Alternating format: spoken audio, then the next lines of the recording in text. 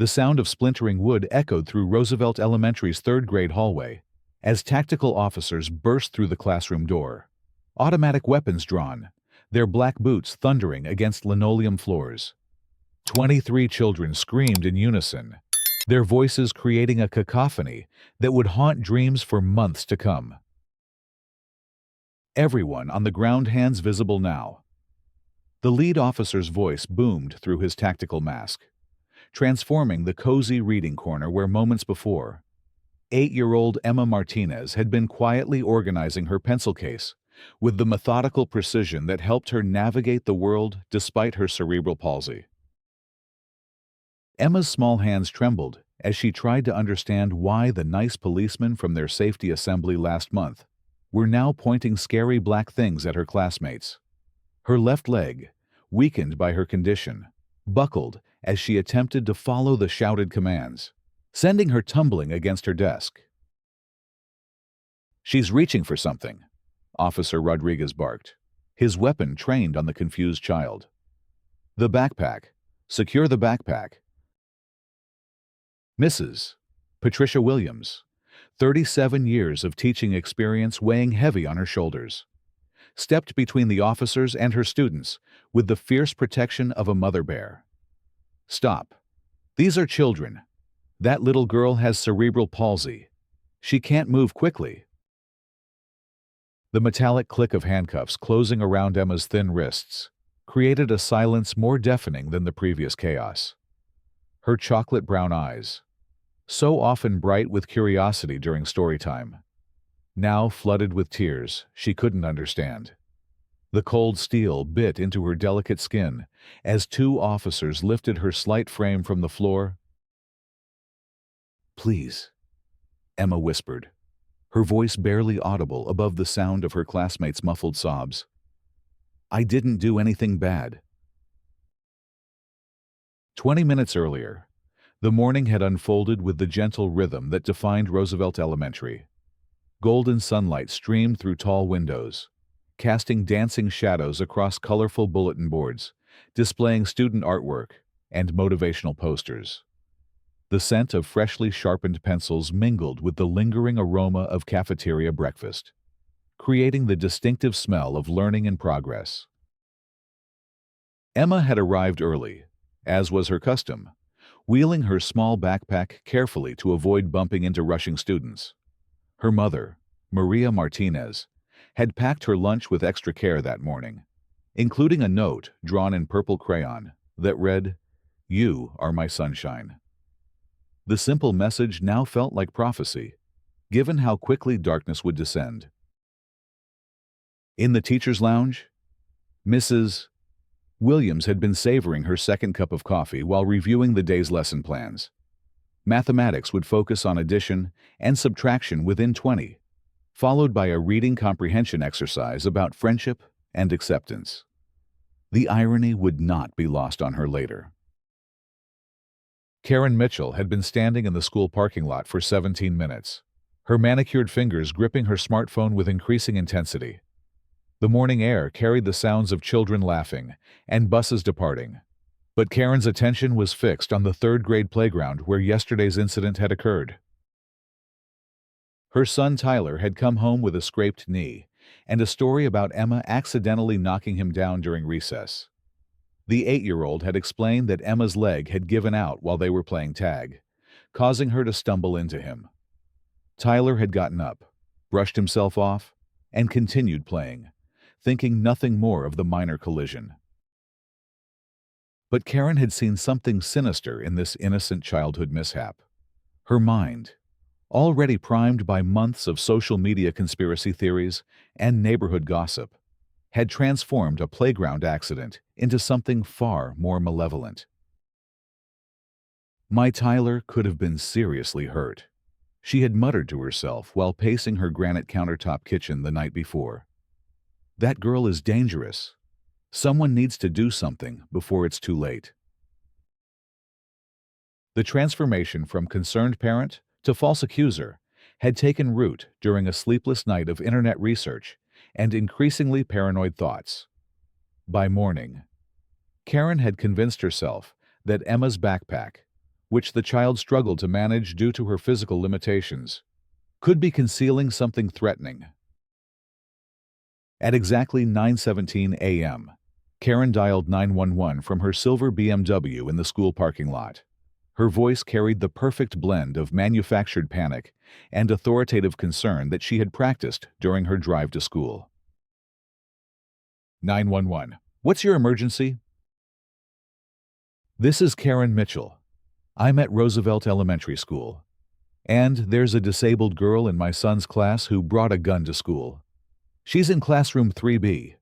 The children are in immediate danger. The dispatcher's fingers flew across her keyboard. Ma'am, can you confirm the location and describe what you observed? Roosevelt Elementary, 1247 Oak Street, 3rd grade, classroom 3B. The girl's name is Emma Martinez. I saw her carrying something metallic in her backpack. She's been acting aggressively toward other children. My son told me she attacked him yesterday. Karen's lies flowed with practiced ease, each fabrication building upon the last, until she had constructed an entirely fictional narrative of immediate danger. The dispatcher, trained to err on the side of caution when weapons were involved at schools, immediately triggered the highest-level emergency response. Within 4 minutes, 6 patrol cars and a tactical response unit were screaming through the quiet suburban streets toward Roosevelt Elementary. Principal Janet Foster had barely finished her morning announcements when the police burst through her office door. "We have a credible threat of a weapon in classroom 3B, Lieutenant Morrison announced, his bulletproof vest creating an imposing silhouette against the cheerful school posters behind him. We need immediate lockdown and access to that room." The overhead speakers crackled to life with Principal Foster's shaking voice. "Teachers, we are now in secure lockdown. This is not a drill. Please follow all protocols immediately." In classroom 3B, Mrs. Williams had just finished explaining the morning's math lesson when the announcement echoed through the room. Her trained instincts kicked in as she moved swiftly to lock the door, lower the blinds, and guide her students away from windows. "Everyone needs to sit quietly in our safe corner," she said, using the calm voice she had practiced during monthly drills. "We're going to play the quiet game until the grown-ups tell us it's time to stop." Emma, sitting cross-legged on the reading carpet, clutched her favorite pencil, a purple one with a unicorn eraser that her grandmother had given her for starting 3rd grade. The simple joy she found in organizing her school supplies, a coping mechanism that helped manage her anxiety, had become the foundation for Karen's malicious accusations. The tactical officer's arrival shattered the carefully maintained calm. As they forced entry, 23 children witnessed their safe space transform into something from their worst nightmares.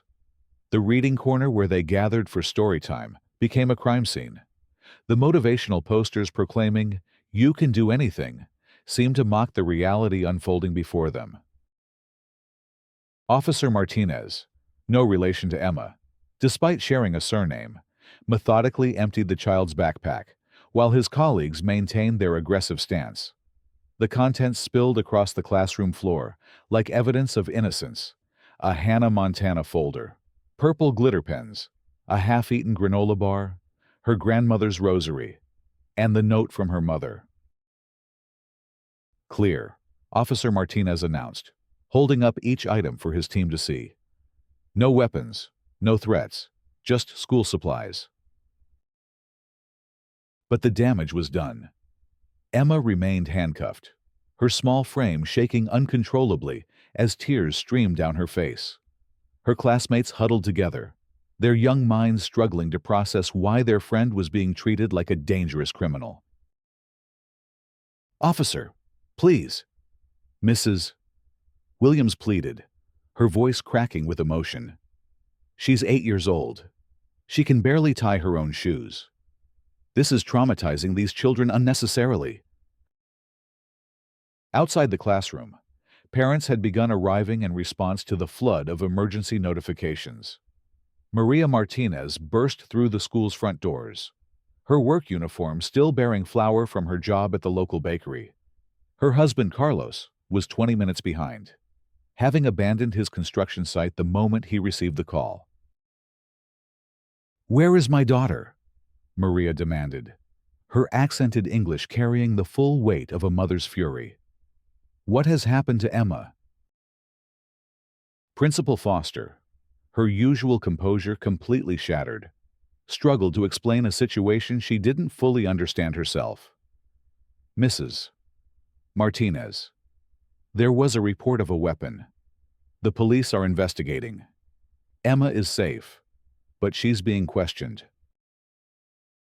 Questioned. She is 8 years old. She is disabled. What kind of weapon could she possibly have? The question hung in the air like an accusation, highlighting the absurdity of the situation. Other parents clustered in the hallway, their whispered conversations creating a buzz of confusion and growing anger. Tyler Mitchell stood pressed against his second-grade classroom window, watching police cars fill the parking lot. His teacher, Ms. Johnson, had tried to distract the children with an impromptu art project. But Tyler couldn't shake the feeling that this chaos was somehow connected to his scraped knee from yesterday. Meanwhile, Karen sat in her BMW, engine running, watching the scene unfold with a mixture of satisfaction and growing unease. She had expected a quick response, perhaps a search of Emma's backpack and a stern conversation with the child's parents. She hadn't anticipated the overwhelming police presence or the media vans that were beginning to arrive. Channel 7. News reporter Amanda Chen jumped from her van with practiced efficiency, her cameraman close behind. The story of a potential weapon at an elementary school was breaking news gold, regardless of its ultimate validity. This is Amanda Chen, reporting live from Roosevelt Elementary, where police have responded to reports of a weapon on campus. She announced into her microphone, the school building serving as her backdrop. Details are still emerging, but sources confirm that a student has been detained. Inside the administrative office, the pieces of Karen's fabricated story were beginning to unravel. Lieutenant Morrison reviewed the dispatcher's notes while Principal Foster pulled up Emma's student records on her computer. According to these files, Emma Martinez is an exemplary student, Principal Foster explained, scrolling through behavioral reports. Perfect attendance, no disciplinary issues, consistently described by teachers as gentle and kind. Her only accommodation is extra time for physical tasks due to her cerebral palsy. Officer Martinez entered the office, carrying Emma's backpack and looking increasingly uncomfortable with the situation. "Lieutenant, we found nothing. School supplies, a family photo, some crackers. The girl is terrified and asking for her mother." "What about the caller's credibility? Has anyone interviewed her yet?" "That's the thing, sir. Mrs. Karen Mitchell is still in the parking lot. She hasn't come forward to provide additional details or assist with the investigation. When we tried to approach her vehicle, she drove away." The revelation that their primary witness had fled the scene without providing a formal statement sent ripples of doubt through the response team. Lieutenant Morrison's years of experience had taught him to recognize false reports, and this situation was triggering every one of his internal warning systems. Dr. Sarah Kim, the district's crisis counselor, arrived just as Emma was finally released from her handcuffs. The child's wrists bore red marks where the metal had pressed against her delicate skin, visible reminders of an ordeal no child should endure. "Sweetheart, can you tell me what happened?" "Doctor," Kim asked gently, kneeling to Emma's eye level in the school nurse's office. "You're safe now. No one is going to hurt you." Emma's response came in halting whispers between hiccups. The policemen were scary. They put the metal things on my hands. I tried to tell them I didn't do anything bad. But they wouldn't listen. Why did they think I was bad? The innocence in her question struck everyone present like a physical blow. Here was a child who couldn't understand why her disability and ethnicity had made her a target, who couldn't comprehend how an adult's malice had transformed her into a perceived threat.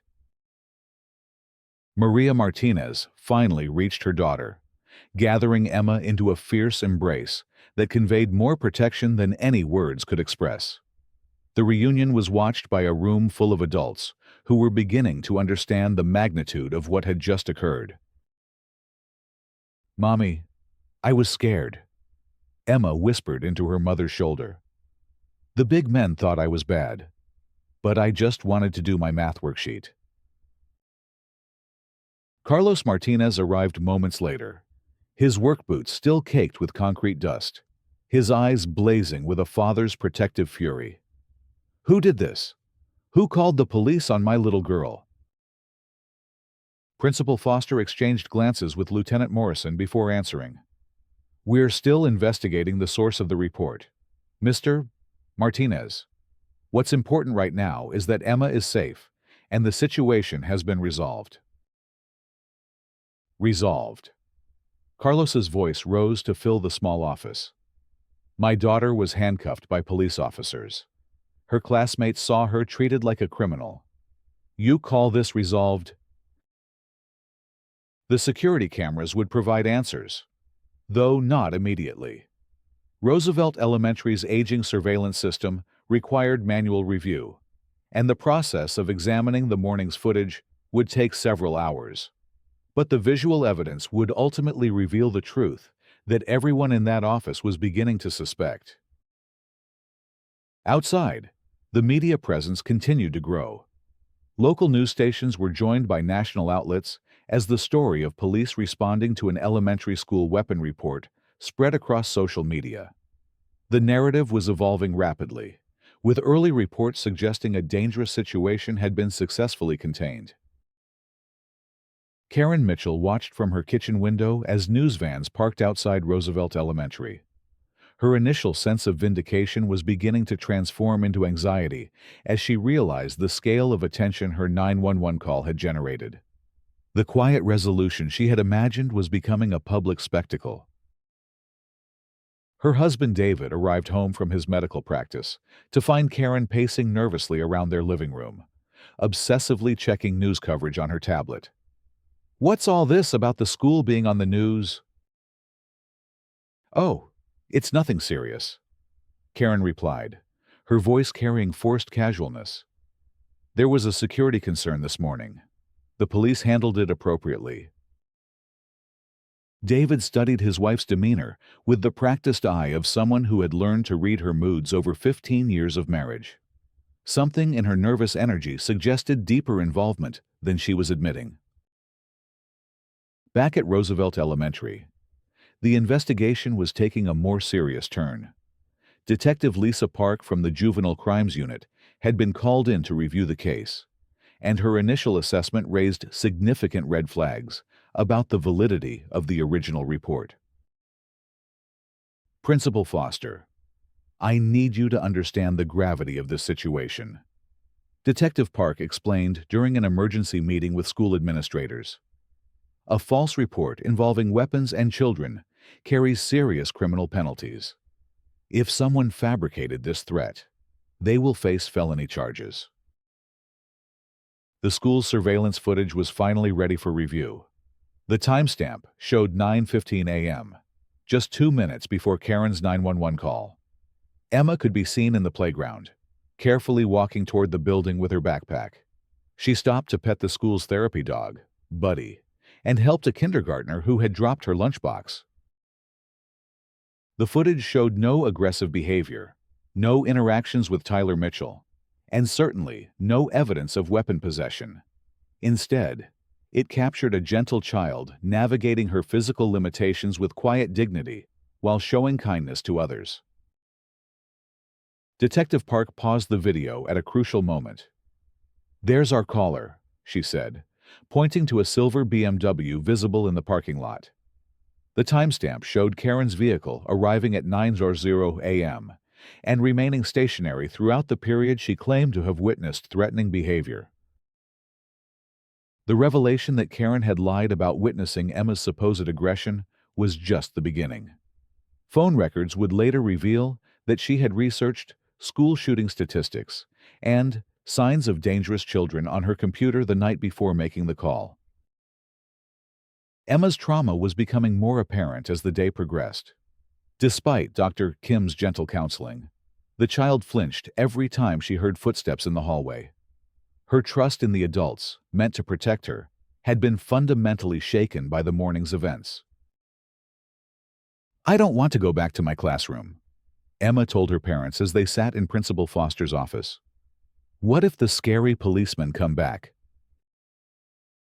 Mrs. Williams, who had taught for 37 years without experiencing anything comparable to the morning's chaos, requested an emergency meeting with the district's superintendent.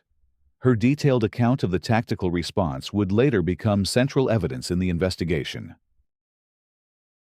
"Dr. Rodriguez," she said during their phone conversation, 23 children watched their classmate get handcuffed by armed officers. They're asking me questions I can't answer. Some are afraid to come to school tomorrow. This wasn't just an overreaction. This was educational trauma." The superintendent's response was swift and decisive.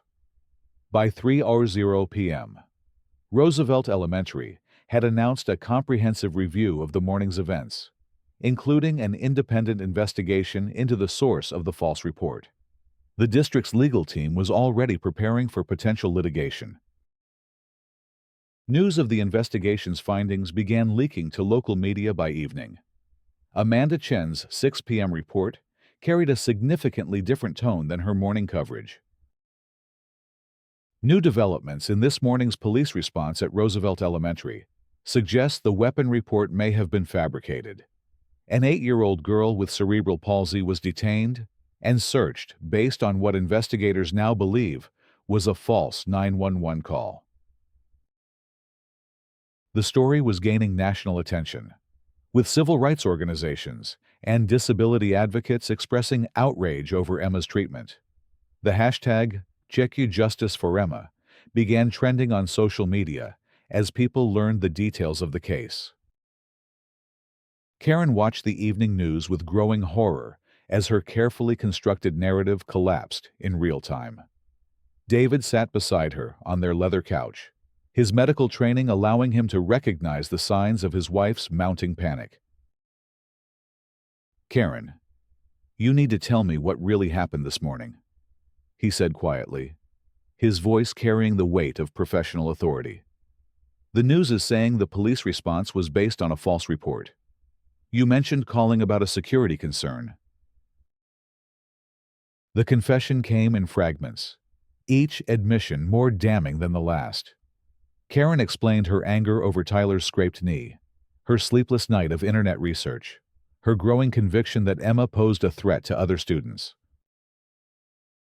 "I was protecting our son," she said, tears streaming down her face. "That girl knocked Tyler down. She could have seriously hurt him. Someone needed to take action." David's reaction was immediate and decisive. As a pediatrician, he had worked with many children with disabilities, including several with cerebral palsy. His professional knowledge made Karen's justifications even more offensive. "You called 911 and reported that a disabled 8-year-old brought a weapon to school because she accidentally bumped into Tyler during recess." His voice carried the controlled fury of someone realizing his spouse's capacity for cruelty. The next morning brought a cascade of consequences that would reshape multiple lives. Detective Park arrived at the Mitchell residence with a warrant for Karen's arrest on charges of filing a false police report, a felony that carried potential prison time and substantial fines. "Karen Mitchell, you're under arrest for filing a false report of a crime," Detective Park announced as she applied handcuffs to Karen's wrists in her own driveway. The irony of the restraints was lost on no one present. Neighbors emerged from their houses to watch the arrest, many of them parents from Roosevelt Elementary, who had spent the previous day worrying about school safety. The sight of Karen being led to a police car generated a mix of satisfaction and disbelief. Tyler Mitchell watched from his bedroom window as his mother was arrested, his 8-year-old mind struggling to understand how his scraped knee had led to such dramatic consequences. David had spent most of the night explaining the situation in age-appropriate terms, emphasizing that his mother's actions were wrong and hurtful. At Roosevelt Elementary, the aftermath of Karen's false report continued to unfold. Several parents had kept their children home, unsure whether the school was truly safe or whether similar incidents might occur. The district's crisis counseling team was working overtime to address the trauma experienced by Emma's classmates. Emma herself had spent a restless night, waking several times from nightmares featuring police officers and handcuffs. Maria had slept in her daughter's room, providing comfort and reassurance, while privately struggling with her own anger and sadness. "Mommy, am I going to get in trouble again today?" Emma asked over breakfast, her small voice carrying the weight of newfound anxiety about attending school. "No, mi amor," Maria replied, brushing Emma's hair with gentle strokes. "The police made a mistake yesterday. They know now that you're a good girl who never did anything wrong." The criminal case against Karen moved forward with unusual speed, driven by public outrage and the clear evidence of her guilt. The district attorney's office announced they would seek the maximum penalty for filing a false report, citing the trauma inflicted on children and the wasted emergency resources. Karen's first court appearance drew protesters from disability rights organizations and parents' groups. Signs reading, "Protect our children from false accusers," and "Justice for Emma," filled the courthouse steps as she was escorted inside by her attorney.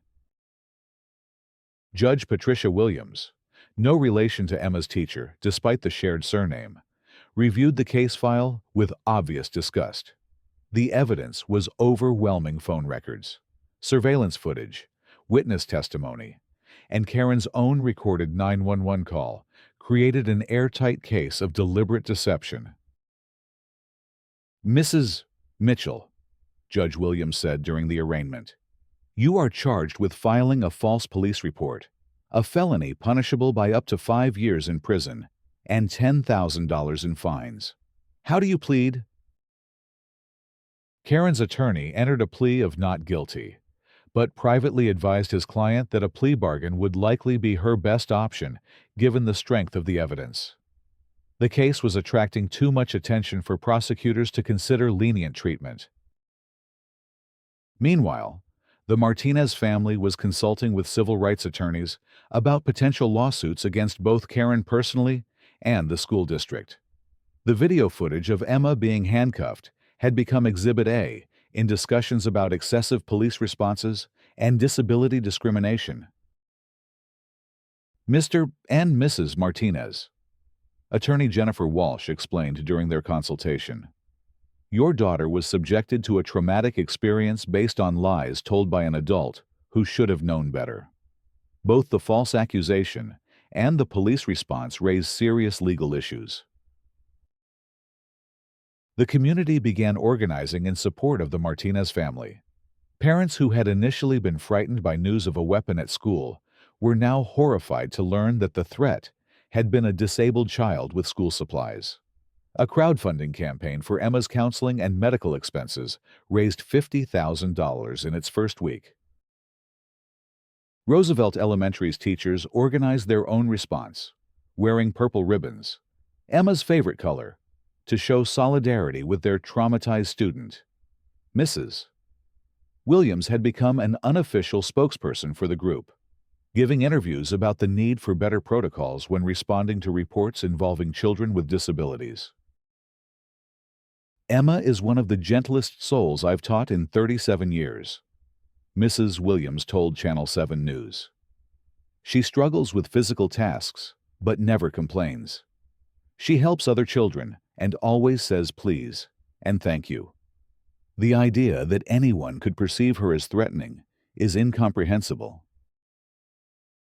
The investigation revealed additional disturbing details about Karen's motivations. Her internet search history showed a pattern of visits to websites promoting conspiracy theories about immigrants and children with disabilities. The false report wasn't just about Tyler's scraped knee. It reflected deeper prejudices that had been festering for months. Social media posts from Karen's accounts, dating back several years, revealed comments about special needs children getting too much attention and complaints about political correctness in schools. The evidence painted a picture of someone whose biases had ultimately led to criminal behavior. 2 weeks after the incident, Roosevelt Elementary hosted a community meeting to address the ongoing concerns and trauma. The school's multipurpose room was packed with parents, teachers, students, and community members who wanted to show support for Emma and demand accountability. Superintendent Dr. Rodriguez addressed the crowd directly. What happened to Emma Martinez should never happen to any child in our district. We are implementing new protocols for emergency responses, requiring verification of threats before traumatic interventions occur. The Martinez family received a standing ovation when they entered the meeting, with Emma walking slowly but proudly beside her parents. The 8-year-old wore a purple dress and carried a small bouquet of flowers given to her by classmates. Emma's brief statement to the crowd was delivered in a quiet but clear voice. "Thank you for being nice to me. I was scared, but I'm feeling better now. I want all the kids to know that it's okay to be different." Her words brought many adults to tears, highlighting the resilience of a child who had been traumatized by adult prejudice, but refused to let fear define her future. Karen's criminal case concluded with a guilty plea and a sentence that reflected both the severity of her crime and the community's demand for justice. Judge Williams imposed 18 months in prison, 5 years of probation, and $75,000 in restitution to cover Emma's counseling and the emergency response costs. "Mrs. Mitchell," Judge Williams said during sentencing, "your false report traumatized an innocent child, terrorized a classroom full of students, and wasted valuable police resources. Your actions were motivated by prejudice and executed with deliberate deception. This sentence reflects society's condemnation of such behavior." The civil lawsuit against Karen resulted in a $500,000 settlement, with funds designated for Emma's future educational and medical needs. The school district also agreed to enhance disability sensitivity training for all staff and revised emergency response protocols. 6 months later, Roosevelt Elementary held its annual spring festival, with Emma serving as the honorary ribbon cutter for the event. The community had rallied around her family, creating a support network that extended far beyond the original trauma. Emma's reading skills had improved dramatically during her recovery, aided by therapy sessions that used literature to process her experience. She had become a voracious reader, particularly drawn to stories about characters who overcome adversity through courage and kindness. Mrs. Williams announced her retirement at the end of the school year, but not before establishing the Emma Martinez Scholarship Fund for students with disabilities who demonstrated academic excellence and community spirit. The fund would ensure that Emma's ordeal would ultimately benefit other children facing similar challenges. Tyler Mitchell, now in 4th grade, had become one of Emma's closest friends. Their relationship strengthened by shared understanding of how adult actions can devastate children's lives. He often helped her carry her backpack and stood up to anyone who made comments about her disability. Karen served her full sentence in state prison, where she participated in mandatory counseling programs designed to address her prejudices. Letters she wrote to the Martinez family expressing remorse were initially rejected, but eventually accepted as part of her court-ordered restitution. David Mitchell had divorced Karen during her incarceration, gaining full custody of Tyler and relocating to a different school district to escape the stigma of his ex-wife's actions. Father and son attended counseling together to process the trauma of Karen's behavior and its consequences. The case became a landmark example in criminal justice courses and disability rights advocacy programs, illustrating how false reports can weaponize emergency services against vulnerable populations. Emma's story was featured in documentaries and academic studies examining the intersection of disability, discrimination, and criminal behavior. 3 years later, Emma Martinez walked across the stage at her elementary school graduation, her cerebral palsy requiring the use of forearm crutches, but not diminishing her radiant smile. The audience's applause lasted several minutes, celebrating not just her academic achievements, but her journey from victim to survivor to inspiration. Principal Foster, who had remained at Roosevelt Elementary throughout the aftermath, presented Emma with a special recognition for courage and resilience. Emma Martinez has taught our entire community about the power of truth, the importance of standing up for what's right, and the strength that comes from supporting one another. In her graduation speech, Emma spoke about her plans to become a teacher someday, specifically to work with children who face challenges similar to her own. "I want to make sure every kid knows they're safe at school, no matter what makes them different." The Roosevelt Elementary community had been forever changed by the events that began with Karen's malicious 911 call. What started as one woman's prejudice and cruelty had ultimately strengthened bonds of compassion and understanding throughout the district. Emma's purple backpack, the same one that had been searched by police officers, now contained high school preparation materials and college brochures. Her dreams had expanded beyond the trauma, encompassing possibilities that seemed limitless, despite the challenges she would continue to face. The morning sun streaming through Roosevelt Elementary's windows carried the same golden warmth as on that terrible day 3 years earlier. But now it illuminated a community that had learned to protect its most vulnerable members. Emma's legacy would ensure that no child would face such an ordeal alone again, and that false accusations would be met with swift justice and unwavering support for the innocent. As the graduation ceremony concluded and families gathered for photographs, Maria Martinez watched her daughter laughing with friends, her joy unmarked by the shadows of that long-ago morning. The healing was complete, but the lessons learned would echo through generations of students who would benefit from a community's commitment to truth, justice, and the protection of every child's right to learn without fear.